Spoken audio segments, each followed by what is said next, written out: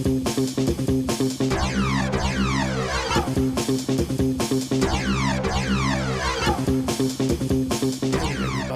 Johnny Two-Face here, back with another reaction video. This time I'm reacting to some Japanese history, and this video is called Rise of Oda Nobunaga, Battle of Okehazama, 1560, and this documentary is by Kings and Generals. Now, I have heard the name Oda Nobunaga, again, to my shame, from Age of Empires 2. And I think it was meant to be, just trying to think, the Battle of Kyoto, which was, if I remember right, the old capital of Japan.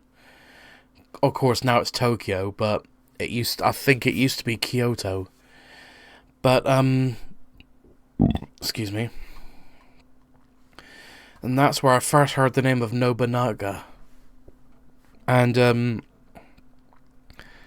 I think his right hand is best general, I think, was Hideyoshi, but I don't fully quote me on that, because I'm again that leads me to the usual disclaimer when I react to any historical content. If I don't show so much what is considered a proper reaction, it is probably obvious I don't know much about the subject at hand, and if I do know anything, I will most likely pause the video to give my input or ask any curious questions, which hopefully will be answered in the comments below. So, or in the comments, sorry. So with that being said, the link to the original video will be in the description down below. Please go and subscribe to Kings and Generals, still one of the greatest history channels here on YouTube. And let me just brighten things up here. There you go. Okay, a bit more. Okay, yeah.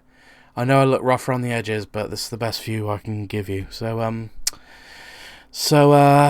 with that being said, the link to the original video will be in the description down below. Please go and subscribe to Kings and Generals. And, please check out their channel, and if you want to, support them by subscribing or all the other good stuff to help them support their channel. So, yeah, there's not much I can say, so I'll just get this up on screen. And captions, subtitles, because this is a historical video. And so, we're about to watch the rise of Nobunaga. So, let's get into this.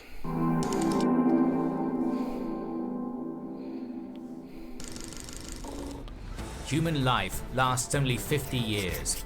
Contrast human life with the life of Getten. It is but a very dream and illusion. Once they are given life from God, there is no such thing as don't perish. These lines are closely linked to Oda every time Nobunaga, I do that. one of the most famous Japanese people. Yeah, sorry. I'll go back. I'll just go back. Yeah, I'll say Spartans and Vikings, they prefer to die in battle. And they don't agree with assassination or acting like ninjas, basically, because to them it's like a code of honor.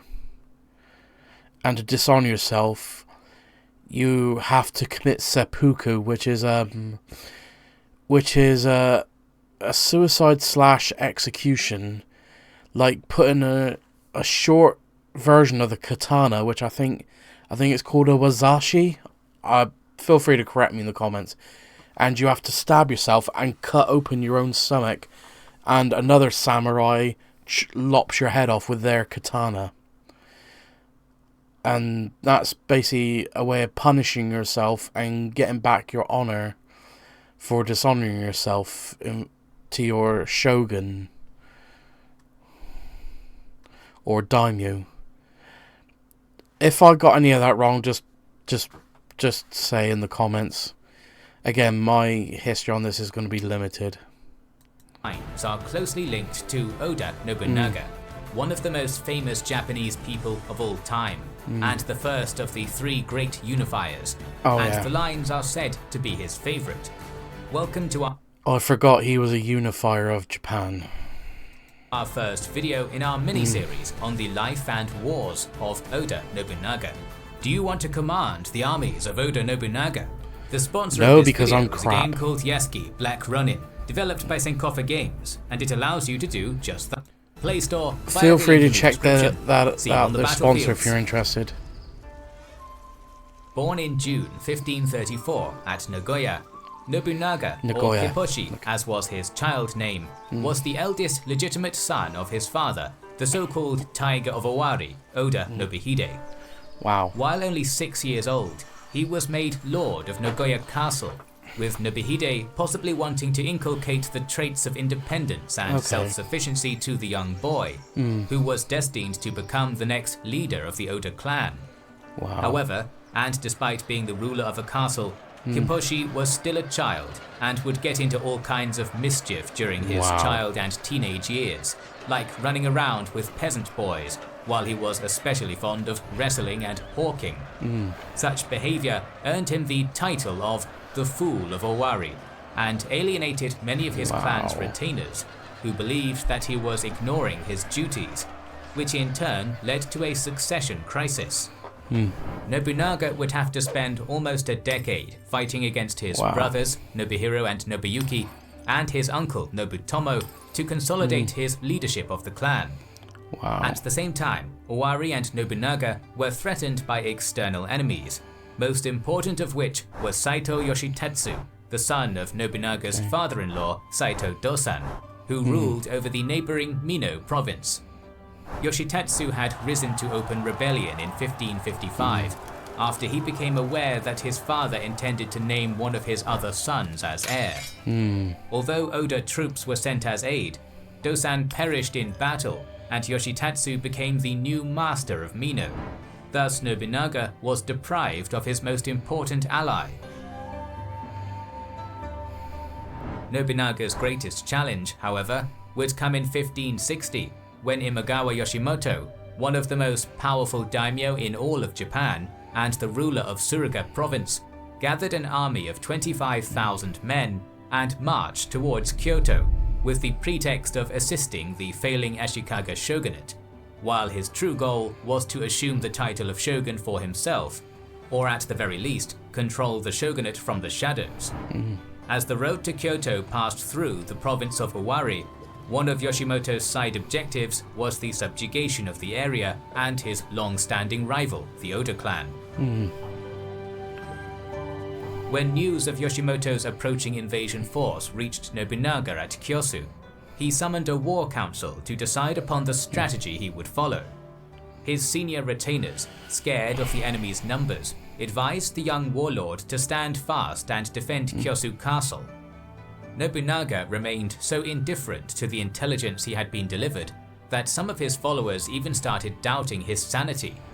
On the following day, however, the catatonic Nobunaga of the previous evening gave his place to a highly energetic general. He mustered his troops, around 2,000 Ashigaru, his samurai retinue, and a few horsemen.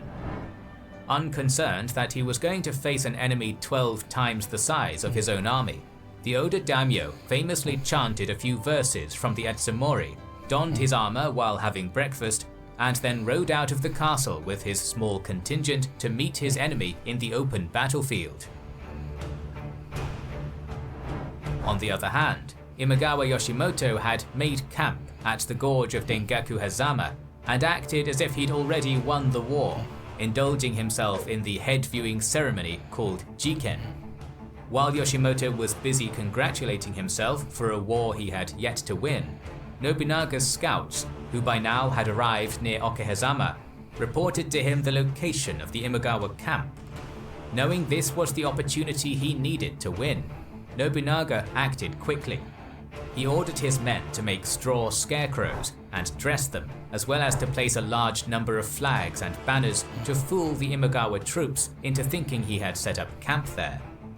When this was done, he led his men around Nakajima Castle, using a dangerous route that passed through rice paddies that would leave them exposed to an enemy assault. However, luck was on Nobunaga's side, and the Oda troops reached their objective, a hill that overlooked the rear of Yoshimoto's encampment undetected. It was now afternoon, and the storm that had been gathering finally broke out. The downpour forced the Imagawa soldiers, most of them now drunk by celebrating all day, to return to their tents. Under the cover of the heavy rain and the sound of the thunderstorm, the Oda samurai and Ashigaru furiously charged the invaders.